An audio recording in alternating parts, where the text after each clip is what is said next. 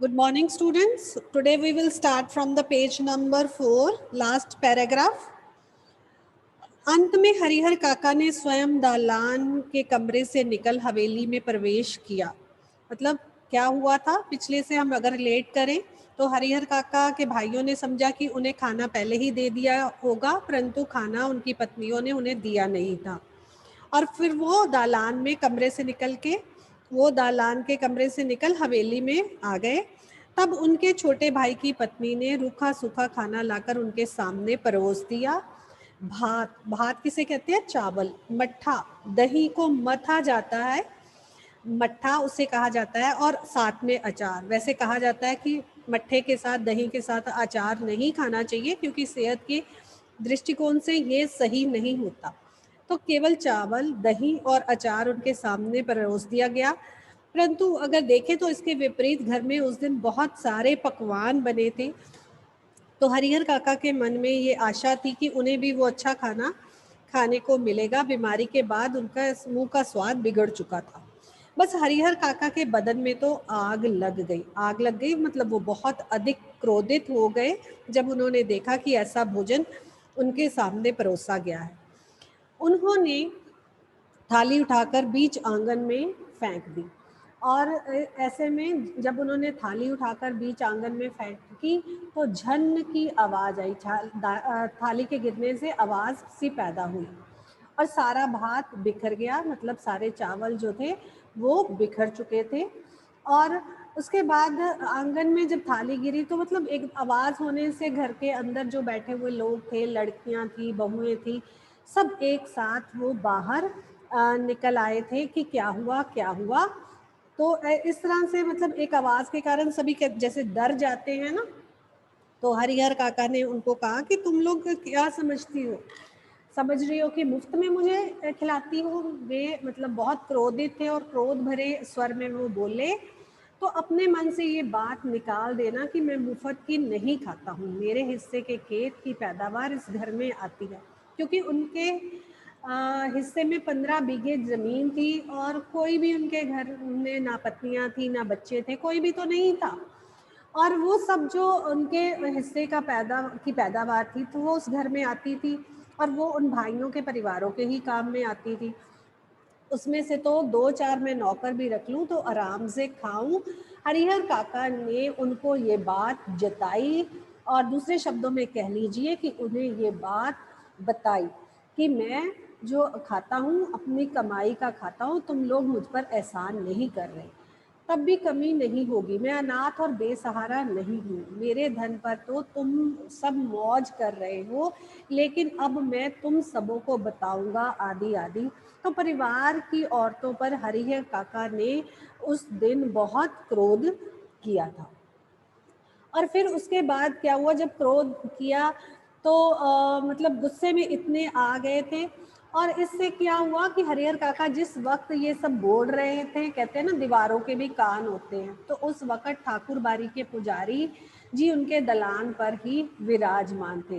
वो पुजारी उनके दालान पर ही आए हुए थे। दालान कहते हैं बरामदे को, और उनके पास विराजमान का अर्थ है बैठे हुए थे। वार्षिक हुमाद, हवन के लिए, वार्षिक हुमाद मतलब हवन के लिए वो सामग्री आदि उनके घर से एकत्रित करने आए थे। क्योंकि ठाकुरबाड़ी में जो हवन होते थे, उत्सव होते थे, वो कहाँ से होते थे? वो लोग जो दान दक्षिणा में देते थे उसी से ही आयोजित किए जाते थे। तो वो घी आदि, शकील मतलब हवन में डालने वाली सामग्री आदि उनके घर से लेने आए थे। और जब उन्होंने सुना कि उनके घर में कला कलेश हो गया है तो उन्होंने भी उसका फ़ायदा उठाने की सोची। लौटकर उन्होंने महंत जी को विस्तार से सारी बात बताई। मतलब उन पुजारी मतलब जो लोग थे उन्होंने बड़े महंत को, जो वहाँ के इंचार्ज कह लीजिए, उनको सारी बात बताई और उनके कान खड़े हो गए, वो सतर्क हो गए। कान खड़े होना भी एक मुहावरा है। वह दिन उन्हें शुभ महसूस हुआ, क्योंकि अब उनके पास एक मौका था कि वो हरिहर काका के हिस्से की ज़मीन को ऐंठ सकते थे, उसे हथिया सकते थे। उस दिन को उन्होंने ऐसे ही गुजर जाने देना उचित नहीं समझा। उन्होंने सोचा कि अब इस बात का फ़ायदा उठाया जाए। तत्क्षण तत्क्षण उसी समय टीका तिलक लगाकर सज धज कर कंधे पर राम नामी चादर मतलब ओढ़कर वे ठाकुर बारी से चल पड़े थे। और अब उन्होंने सोचा कि अब वो हरिहर काका को बातों ही बातों में मतलब अपने फिसला लेंगे और चिकनी चुपड़ी बातों से उनके हिस्से की जमीन ऐंठ लेंगे। संयोग अच्छा था, हरिहर काका के दालान तक नहीं पहुंचे थे कि हरिहर काका खुद ही मतलब गुस्से में आए हुए थे, तो वो घर से निकल पड़े थे, उनको वो रास्ते में ही मिल गए। गुस्से में घर से निकलकर वे खलियान की ओर ही जा रहे थे, क्योंकि घर में तो कला क्लेश हो गया था और वे खेतों की ओर चल पड़े। लेकिन महंत जी ने उन्हें खलियान की ओर नहीं जाने दिया। महंत जी ने फायदा उठाया और उन्हें खलियान के रास्ते से मोड़ लिया कि चलो चलो आप हमारे साथ ठाकुर बारी चलो। अब आप देखना कि यहाँ पर वो कितनी चुकनी चुपड़ी बातें करेंगे और हरिहर काका को अपनी तरफ करने की कोशिश करेंगे ताकि वो उनके हिस्से की जमीन को ठाकुर बारी के नाम करवा सके। अपने साथ ठाकुर बारी पर लेते आए और एकांत कमरे में, एकांत जहाँ मतलब बिल्कुल चुप्पी थी, कमरे में उन्हें बिठा लिया। खूब प्रेम से समझाने लगे, हरिहर यहाँ कोई किसी का नहीं है, मतलब उन्हें भावुक करने लगे, भगवान के नाम पर उन्हें प्रवचन देने लगे और भावुक करके वो उनसे जमीन ऐंठने की कोशिश करने लगे। सब माया का बंधन है, तू तो धार्मिक प्रवृत्ति का आदमी है, मैं समझ नहीं पा रहा हूँ कि तुम इस बंधन में कैसे फंस गए। ईश्वर में भक्ति लगाओ, कहते हैं तुम भगवान की भक्ति करो, ईश्वर में मन लगाओ। तुम्हारा तो वैसे भी कोई नहीं है, पत्नियां तो पहले मर चुकी हैं, बाल बच्चा तुम्हारा कोई है नहीं है, तो भगवान पर की भक्ति करोगे तो भगवान भी प्रसन्न होकर तुम्हें बहुत कुछ दे देंगे। मैं समझ नहीं पा रहा था कि तुम इस बंधन में कैसे फंस गए। ईश्वर में भक्ति लगाओ, उसके सिवाय कोई तुम्हारा अपना नहीं। पत्नी, बेटे, भाई, बंधु सब स्वार्थ के साथी हैं। ऐसी भावुकतापूर्ण बातें वो उनसे कर रहे थे। जिस दिन उन्हें लगेगा कि तुम उनसे उनका स्वार्थ सदने वाला नहीं है, स्वार्थ सदने वाला नहीं है मतलब पूरा नहीं होने वाला, तो वे तुम्हें पूछेंगे तक नहीं। किसकी बात कर रहे हैं? भाइयों की बात कर रहे हैं कि भाई लोग भी मतलबी हैं और जब उन्हें लगेगा कि तुम कोई स्वार्थ सिद्ध नहीं हो रहा तो वो तुम्हें बिल्कुल नहीं पूछेंगे। इसलिए ज्ञानी, संत, महात्मा ईश्वर के सिवाय किसी और में प्रेम नहीं लगाते। जो ज्ञानी लोग हैं, संत हैं, महात्मा हैं, वो ईश्वर की भक्ति करते हैं, उन्हीं से प्रेम करते हैं, संसारिक बंधनों में नहीं फंसते। उन्होंने ये बातें उन्हें बताई। तुम्हारे हिस्से में 15 बीघे खेत हैं, उसी के चलते तुम्हारे भाई के परिवार तुमने पकड़े हुए हैं। तुम एक दिन कहकर तो देखो कि खेत उन्हें ना देकर किसी दूसरे को लिख दोगे, किसी दूसरे को लिख दोगे मतलब किसी दूसरे के नाम कर दोगे, तो वह तुमसे बोलना ही बंद कर देंगे, खून का रिश्ता खत्म हो जाएगा। तुम्हारे भले के लिए ही मैं बहुत दिनों से सोच रहा था, मतलब वो महंत लोग उन्हें कह रहे हैं कि हम तुम्हारे भले के लिए सोच रहे थे। मतलब अब यहाँ पर देखो कि उन्हें क्या पड़ी थी कि किसी के भले के बारे में सोचे, परंतु उनका भी स्वार्थ था, इसीलिए वो उनसे ऐसी बातें कर रहे थे। लेकिन संकोच था मन में, हिचकिचाहट थी। संकोच का अर्थ होता है हिचकिचाहट थी, इसलिए कुछ नहीं कह रहा था। आज कह देता हूँ, तुम अपने हिस्से का खेत ठाकुर बारी के नाम, ठाकुर जी के नाम लिख दो, सीधे बैकुंठ को जाओगे। बैकुंठ मतलब स्वर्ग को जाओगे। कहते हैं ना, जो लोग दान देते हैं, दक्षिणा देते हैं, तो उन्हें स्वर्ग की प्राप्ति होती है। तो उसने कहने लगे कि तुम सीधे स्वर्ग को प्राप्त करोगे, तीनों लोकों में तुम्हारी कीर्ति, कीर्ति का अर्थ है प्रसिद्धि, जगमगा उठेगी। जब तक चांद सूरज रहेंगे तब तक लोग तुम्हें याद करते रहेंगे। ठाकुर जी के नाम पर जमीन लिख देना, ठाकुर जी के नाम जमीन कर देना। उसके बाद वो कहते हैं कि तुम्हारे जीवन का महादान होगा, ये तुम्हारे जीवन का महादान होगा। साधु संत तुम्हारे पांव पखारेंगे, तुम्हारे पांव धोएंगे, मतलब वो सब भी तुम्हारी सेवा में दिन रात जुट जाएंगे, सभी तुम्हारा यशोगान करेंगे और तुम्हारा ये जीवन भी सार्थक हो जाएगा। अपनी शेष जिंदगी तुम इसी ठाकुर बारी में गुजारना, तुम्हें किसी चीज़ की कमी नहीं होगी। मतलब वो कहने लगे कि तुम छोड़ो, अपने परिवार के बारे में अब ज़्यादा मत सोचो, ठाकुर बाड़ी के नाम ज़मीन लिख दो और ठाकुर बाड़ी में ही आकर रहो। तुम्हें क्या चाहिए? 2 वक्त की रोटी चाहिए, बाकी यहाँ जो जितने साधु संत हैं वो दिन रात तुम्हारी सेवा किया करेंगे। एक मांगोगे तो 4 हाजिर की जाएंगी। हम तुम्हें सिर आंखों पर उठाकर रखेंगे। सिर आंखों पर उठाना भी मुहावरा है, मतलब उनकी खूब तुम्हारी सेवा करेंगे, तुम्हें आदर मान मिलेगा, तुम्हें तुम्हारी दिन रात यहाँ पर सेवा होगी, तुम्हें सम्मान दिया जाएगा। ठाकुर जी के साथ तुम्हारी आरती भी लगाएंगे, मतलब तुम्हारी भी आरती करेंगे। लगाएंगे मतलब करेंगे। भाई का परिवार तुम्हारे लिए कुछ नहीं करेगा। पता नहीं पूर्व जन्म, पहले जन्म में तुमने कौन सा पाप किया था कि तुम्हारी दोनों पत्नियां अकाल मृत्यु को प्राप्त हो गई। अकाल मृत्यु को प्राप्त होगी, समय से पहले ही वो मर गई। तुमने औलाद का मुंह तक नहीं देखा। कहता तूने कोई पाप किए होंगे पिछले जन्म में, जिसकी सजा तुम्हें आज इस जन्म में मिल रही है। अपना ये जन्म तुम अकारत ना जाने दो, मतलब अब तुम इस जन्म को सफल बनाओ, अच्छे काम करो, भक्ति करो, परमात्मा में मन लगाओ, और फिर तुम्हें इन अच्छे कर्मों का फल अगले जन्म में अवश्य ही मिलेगा। तो इसलिए ईश्वर को एक भर दोगे तो 10 भर पाओगे। ईश्वर के नाम पर 15 बीघे जमीन दोगे तो तुम्हें अगले जन्म में बहुत कुछ मिलेगा, या इसी जन्म में ही तुम्हें परमात्मा बहुत अधिक देगा। मैं अपने लिए तो तुमसे मांग नहीं रहा हूँ, तुम्हारा ये लोक और परलोक दोनों बन जाए, इसकी राह मैं तुम्हें बताता हूँ। तो महंत जी ऐसी बातें उनके साथ कर रहे थे कि मैं तुम्हें अब रास्ता दिखाता हूँ कि किस तरह से तुम अपने जीवन को सफल बना सकते हो। हरिहर काका देर तक महंत जी की बातें सुन रहे थे। महंत जी की बात का उनके मन में, मतलब कहते हैं ना, कोई अगर बहुत देर तक एक ही बात करता रहे तो कुछ ना कुछ असर व्यक्ति के मन में हो जाता है। तो मन में बैठती जा रही थी, ठीक ही तो कह रहे हैं मन जी, कौन किसका है? इस जन्म में कोई किसी का भी नहीं है, केवल परमात्मा ही है जो मनुष्य का है। 15 बीघे खेत की फसल भाइयों के परिवारों को देते हैं, तब तो कोई पूछता नहीं, अगर कुछ ना दे तो अब क्या हालत होगी। कहते अभी तो मेरे हिस्से में 15 बीघे जमीन है, जो पैदावार होती है, फसल होती है, सब कुछ घर में आता है, और तब मेरी ये हालत कर रखी है कि ना मुझे 2 जून का अच्छा खाने को मिलता है, जब बीमार होने पर कोई मुझे पूछता नहीं है, ना ही मेरी सेवा होती है। तो अगर मेरे पास ना कुछ होगा, कभी ऐसा भी तो हो सकता है मेरे पास कुछ ना हो, तो मेरी क्या हालत होगी, इसका तो भली भांति अंदाजा लगाया जा सकता है।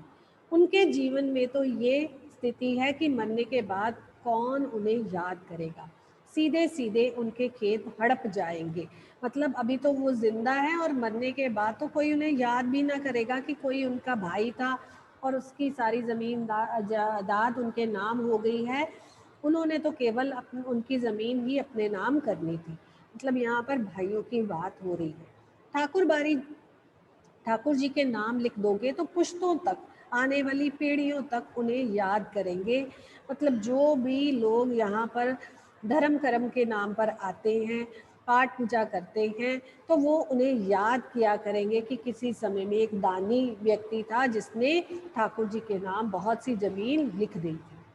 अब तक के जीवन में ईश्वर के लिए उन्होंने कुछ नहीं किया, अंतिम समय में ये बड़ा पुण्य कमा ले। कहते कि अंतिम समय जब हो तो ना व्यक्ति को पुण्य कर्म करने चाहिए। वैसे तो सारे उम्र भर ही व्यक्ति को पुण्य कर्म करने चाहिए, लेकिन वो साधु संत या जो महात्मा थे, वो महंत लोग थे, वो उन्हें ये बात जता रहे थे कि अंतिम समय है, अब तुम बूढ़े हो चुके हो तो पुण्य कमा लो। पुण्य कैसे कमाया जाएगा कि ठाकुर बारी के नाम पर अपनी जमीन दे दो। लेकिन सोचते हुए भी हरिहर काका का मुंह खुल नहीं रहा था, मतलब वो बिल्कुल चुप थे, वो कुछ भी बोल नहीं रहे थे। भाई का परिवार तो अपना ही होता है, और उनको ना देकर ठाकुर बारी में दे देना उनके साथ धोखा और विश्वासघात होगा। उन्होंने सोचा कि भाइयों के साथ तो उनका खून का रिश्ता है, और अगर उन्हें नहीं देते और ठाकुर बारी में सारी जमीन दे देते हैं तो ये भी तो उनके साथ धोखा और विश्वासघात होगा। अपनी बात समाप्त कर महंत जी की प्रतिक्रिया जानने के लिए हरिहर काका की ओर देखने लगे कि अब हरिहर काका कैसे रिएक्ट करते हैं, किस तरह से उनकी बातों का असर उन पर हो रहा है। उन्होंने मुंह से तो कुछ नहीं कहा, लेकिन उनके चेहरे के परिवर्तित भाव, बदलते हुए भाव महंत जी की अनुभवी आंखों से छिपे ना रह सके। कहते जो लोग अनुभवी होते हैं वो आंखों से ही भाप लेते हैं कि क्या घटित होने वाला है। तो महंत जी ने भी भांप लिया था कि उनके मन के अंदर क्या चल रहा है। अपनी सफलता पर महंत जी को बहुत खुशी हुई। मतलब उन्हें लगा कि कहीं ना कहीं उनकी बातों का असर जो है वो हरिहर काका पर हो गया है।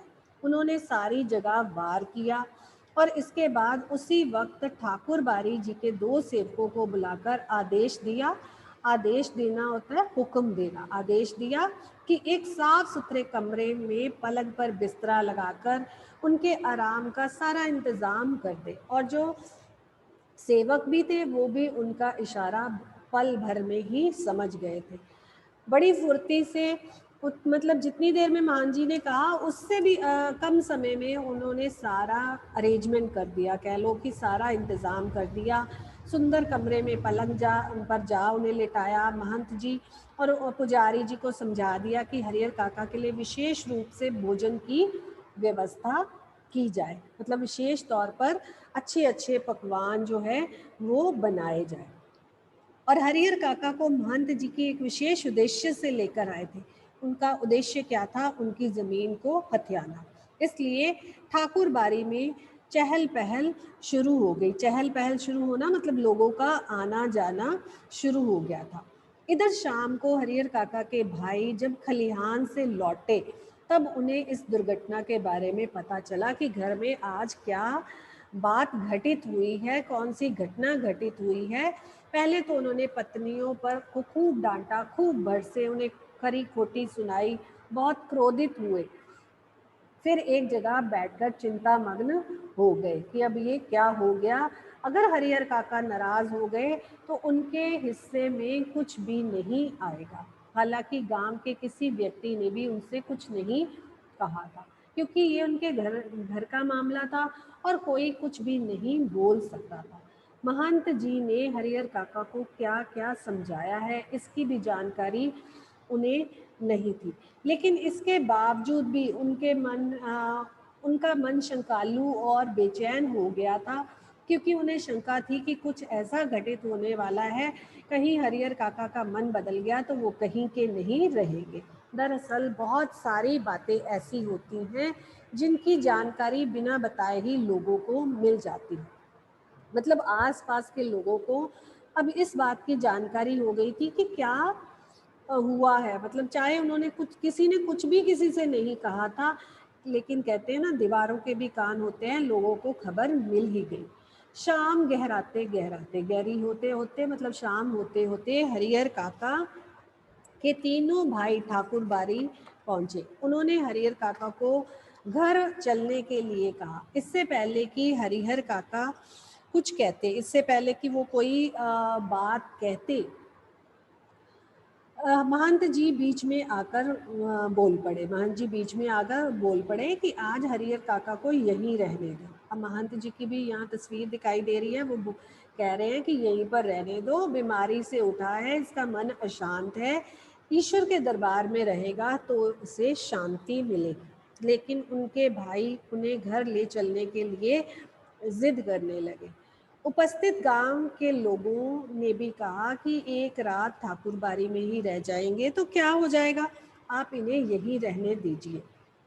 अंततः भाइयों को निराश होकर वहां से लौटना पड़ा और भाइयों ने उन्हें बहुत आग्रह किया, लेकिन हरिहर काका भी नहीं माने थे। अब रात जब हुई तो हरिहर काका को भोग लगाने के लिए जो मिष्ठान, मीठी मीठी वस्तुएं, व्यंजन मिले, पकवान मिले, वैसे उन्होंने कभी नहीं खाए थे। मतलब उनकी इतनी जिंदगी बीत चुकी थी और इतने अच्छे भोजन, इतना अच्छा भोजन उन्हें खाने को कभी भी नहीं मिला था। घी टपकते मालपुए, रस बुनिया, लड्डू, छेने की तरकारी, दही, खीर, पुजारी ने स्वयं अपने हाथों से खाना परोसा था और जो खाना भी था वो शुद्ध देसी घी में बना था, इसलिए बहुत अधिक स्वादिष्ट लग रहा था। पास में बैठे महंत जी धर्म चर्चा से मन में शांति पहुंचा रहे थे। मतलब चिकनी चुपड़ी बातें कर रहे थे, भावुक करने के लिए बातें कर रहे थे, धर्म की चर्चा कर रहे थे। तो एक रात में ही ठाकुर बारी में जो उन्हें सुख शांति मिली और संतोष जो उन्होंने पाया, संतुष्टि जो उन्होंने पाई, वह अपने जीवन में अब तक के जीवन तक उन्होंने कभी नहीं पाई थी। तो यहाँ से पता चलता है कि उस रात ठाकुर बारी के महंत लोगों ने हरिहर काका की खूब आप भगत की, खूब सेवा की थी। इधर मतलब अब देखो तीनों भाई तो घर चले गए थे, लेकिन रात भर वो सो नहीं पाए थे, उनकी तो नींद उड़ गई थी। क्यों? क्योंकि उन्हें लग रहा था कि अगर हरिहर काका महंत लोगों की बातों में आ गए तो वो अपनों उनकी जमीन से हाथ धो बैठे थे। भावी आशंका, आने वाली मतलब जो आने वाली जो परिस्थिति थी उसकी शंका उनके मन में मन को मथती जा रही थी। उनके मन को कहीं मन जो है डूब रहा था, मन में कोई चिंता सता रही थी। उन्हें ये आशंका हो गई कि अब कुछ ऐसा घटित होगा जिससे कि उनके हाथों से सारी जमीन निकल जाएगी। 15 बीघे खेत, इस गांव की उपजाऊ जमीन, 2 लाख से भी अधिक की संपत्ति, मतलब 2 लाख से भी अधिक की संपत्ति थी। उस समय में 2 लाख रुपयों का बहुत अधिक महत्व था। अगर हाथ से निकल गई तो फिर वो कहीं के नहीं रहेगी। तो ये बात मतलब उन्हें बहुत अंदर ही अंदर चिंतित कर रही थी। तो फिर उन्होंने क्या किया कि सुबह तड़के ही वो उठे, सुबह तड़के सुबह सुबह ही वो उठे और तीनों भाई दोबारा पुनः मीन्स दोबारा ठाकुर बारी जा पहुंचे। हरिहर काका के पांव पकड़कर रोने लगे।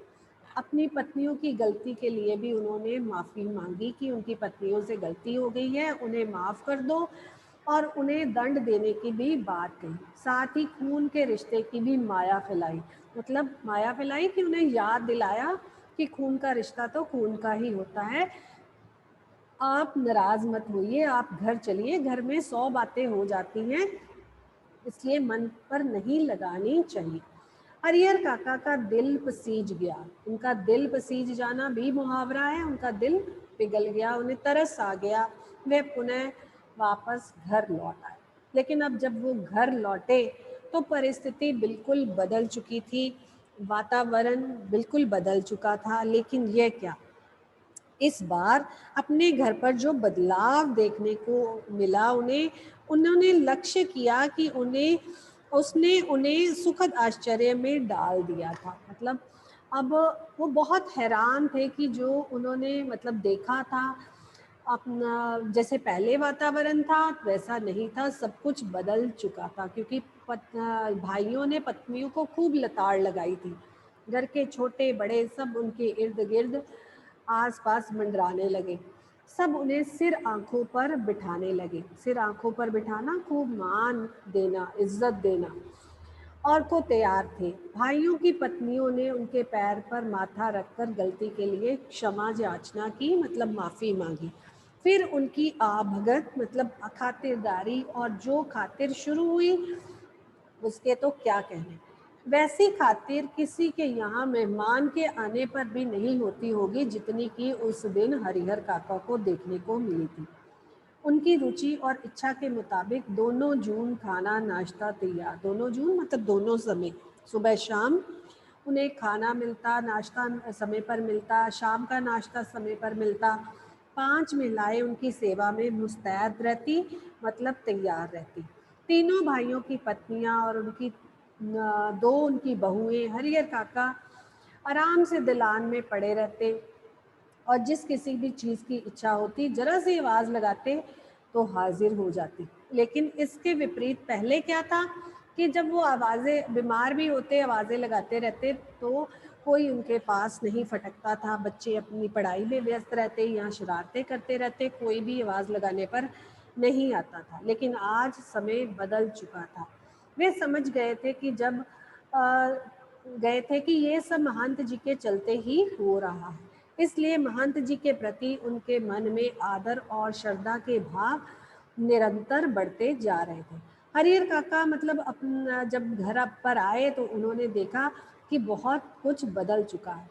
बहुत बार ऐसा होता है कि बिना किसी के कुछ बताए ही गांव के लोग असली तथ्य से वाकिफ हो जाते हैं। किसी के घर में कोई लड़ाई हो तो लोग आवाज़ें सुनकर ही, आसपास के अड़ोसी पड़ोसी आवाज़ें सुनकर ही इस बात का अंदाज़ा लगा लेते हैं कि क्या हो रहा है किसी के घर में, क्या नहीं हो रहा है। और फिर आसपास के गांव के लोग, गांव में तो वैसे ही गिने चुने लोग होते हैं और कुछ ही घर होते हैं, और उन्होंने अंदाज़ा लगा लिया था कि क्या घटित हुआ है। हरिहर काका की इस घटना के साथ ऐसा ही हुआ। दरअसल लोगों की जुबान से घटनाओं की जुबान ज़्यादा पैनी मतलब तीखी, शार्प जिसे कहते हो, और असरदार होती है। घटनाएं स्वयं में ही कुछ कह देती हैं और लोगों के कहने की ज़रूरत नहीं रहती। तो जो भी घटित हुआ उससे लोगों ने भली भांति अंदाज़ा लगा लिया था कि उनके घर में किस बात को लेकर कहा सुनी हुई है। चाहे घर के किसी परिवार के सदस्य ने, किसी ने भी किसी से कुछ नहीं कहा था, लेकिन लोग इससे वाकिफ हो चुके थे। ना तो गांव के लोगों से महंत जी ने कुछ कहा और ना ही हरिहर काका के भाइयों ने। इसके बावजूद भी गांव के लोग सच्चाई से अवगत हो गए थे। गांव के लोगों को सच्चाई का पता चल गया था।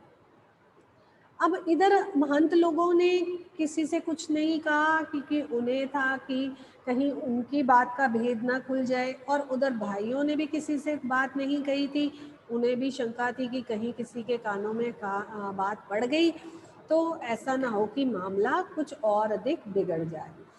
तो फिर गांव की बैठकों में बातों का सिलसिला चल निकला। गांव के जहाँ भी 10 लोग, 5 लोग, 6 लोग इकट्ठा होते थे, जहाँ भी कुछ लोग इकट्ठा होते, हरिहर काका के घर की ही बात होती रहती और जिसका कोई अंत नहीं था। हर जगह उन्हीं का प्रसंग, उन्हीं की बात शुरू हो जाती। लोग अपने अपने दृष्टिकोण से अपनी अपनी राय कायम कर रहे थे और अपनी राय दे भी रहे थे। कुछ लोग तो हरिहर काका के पक्ष में थे और कुछ लोग महंत लोगों के पक्ष में थे।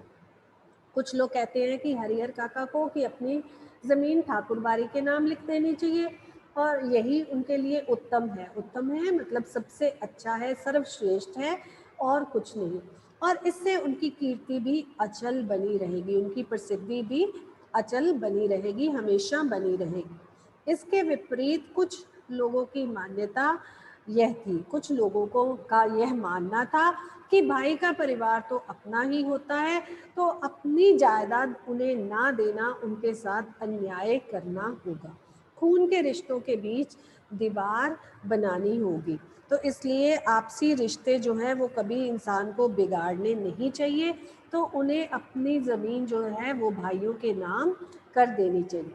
यहाँ से हमें पता चलता है कि गांव में हरिहर काका ही चर्चा का विषय बन चुके थे। जितने मुंह उतनी बातें, मतलब जितने लोग थे उतनी ही बातें हो रही थी। अलग अलग तरह के लोग अलग अलग तरह की बातें कर रहे थे। ऐसा जबरदस्त मसला मतलब मामला पहले कभी नहीं मिला था। हर कोई अपने अनुसार ही अपनी राय कायम कर रहा था।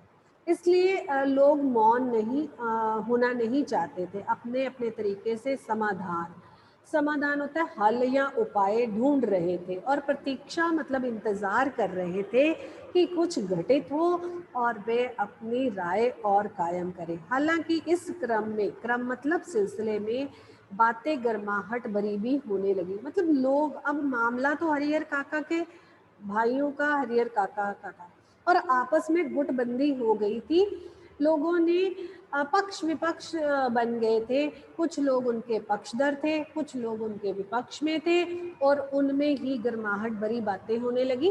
कहने का भाव कि उनमें आपस में ही लड़ाइयाँ होनी शुरू हो गई।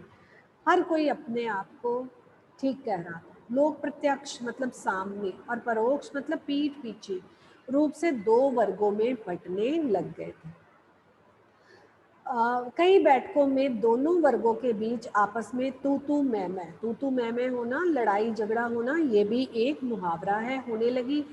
एक वर्ग के लोग यह चाहते थे कि हरिहर काका अपने हिस्से की जमीन ठाकुरबाड़ी के नाम लिख दें, और तब ये ठाकुरबाड़ी ना सिर्फ इलाके की ही बड़ी ठाकुरबाड़ी होगी, बल्कि पूरे राज्य का में इसका मुकाबला कोई दूसरी ठाकुरबाड़ी नहीं कर सकेगी। जो लोग तो ठाकुरबाड़ी के पक्षधर थे, उनको यह था कि ठाकुरबाड़ी की प्रसिद्धि दूर दूर तक हो, उसका विस्तार हो, और ये तभी संभव था अगर वो हरिहर काका अपनी जमीन ठाकुरबाड़ी के नाम लिखते। इस वर्ग के लोग धार्मिक संस्कारों के लोग थे, जो तो आस्तिक प्रवृत्ति के लोग थे, धार्मिक लोग थे, वो इस बात के पक्षधर थे, और साथ ही साथ किसी न किसी रूप में ठाकुरबाड़ी से वो जुड़े भी हुए थे। वो ठाकुरबाड़ी से के कामों में अपना सहयोग देते, भजन कीर्तन में भाग लेते, आयोजन करते, तो वो ठाकुरबाड़ी से किसी न किसी तरीके से जुड़े थे। असल में सुबह शाम ठाकुरबाड़ी, मतलब इसके पीछे क्या और भी कारण था कि वो लोग सुबह शाम ठाकुरबाड़ी आते थे, और जो लोग प्रसाद चढ़ाते, भोग लगाया जाता ठाकुर जी को, वो साधु संतों के साथ साथ गांव के कुछ पेटू और चटोर जो उनकी चीज़ों ठाकुरबाड़ी के दान दक्षिणा पर ऐश करने वाले लोग थे, पेटू लोग थे, खाने बहुत अधिक खाने वाले लोग थे, और उसका फ़ायदा उठाने वाले लोग थे। किस्म के लोग प्रसाद पाने के लिए वहाँ जुट जाते थे। कई लोग मंदिरों में या गुरुद्वारों में, धार्मिक स्थलों में इसलिए जाते हैं कि वहाँ प्रसाद मिलेगा। उनके मन में कोई धार्मिक भावना नहीं होती, तो प्रसाद पाने के लिए ही वहाँ चले जाते हैं। ये लोग इसी वर्ग के हिमायती थे, पक्षधर थे। दूसरे वर्ग में गांव के प्रगतिशील विचारों वाले लोग तथा वैसे किसान हैं जिनके यहाँ हरिहर जैसी औरत मर्द पल रहे होते हैं। गांव का वातावरण तनावपूर्ण हो गया था। मतलब अब जो पक्ष बन गए थे, कुछ लोग हरिहर काका के हिमायती थे, और दूसरे पक्ष में गांव के जो प्रगतिशील विचारों के लोग थे, वो ऐसे किसान थे जो हरिहर काका जैसे औरत मर्द, मतलब हरिहर काका की ज़मीन थी, वहाँ पर काम मिल रहा था, और औरत और मर्द उस पर पल रहे थे, अर्थात उन्हें काम मिलता था तो उनका पेट जो था वो भरता था, उनको आय होती थी। तो कुछ लोग उस पक्ष में थे। तो गांव का वातावरण इस तरह से आपस में लड़ाई झगड़ा होने के कारण तनावपूर्ण हो गया था। लेकिन अगर हम देखें तो दोनों तरफ ही स्वार्थ था। एक तरफ तो जो ठाकुरबाड़ी के हिमायती लोग थे, ठाकुरबाड़ी के नाम करवाना चाहते थे, वो भी पेटू और चटोर लोग थे, और दूसरी तरफ जो लोग थे उन्हें काम मिल रहा था, उनके परिवार पल रहे थे, और उनका वहाँ पर स्वार्थ सिद्ध हो रहा था। तो दोनों पक्षों में ही स्वार्थी लोग शामिल थे, और आपस में ही वो लड़ाई झगड़ा पैदा कर बैठे थे। और कुछ लोग तो घटित होने की प्रतीक्षा करने लगे थे, लेकिन कुछ तमाशबीन भी थे जो ये चाहते थे कि कुछ ऐसा घटित हो और उन्हें मज़ा आए, वो मज़ा लेने के लिए ही वहाँ पर प्रतीक्षा करने लगे थे, इंतज़ार करने लगे थे। पेज नंबर 8 पर सेकंड पैराग्राफ में यहाँ तक सभी स्टूडेंट्स मार्क कर लीजिए, राइट। और आज आप इसको रीड करना, जितने भी मुहावरे आ रहे हैं आप उनको, उनके अर्थ जो है वो ढूंढो साथ साथ, और चैप्टर को रीड करो, और इससे रिलेटेड जो होमवर्क है वो आज मैं आपको ग्रुप में सेंड करूँगी, राइट।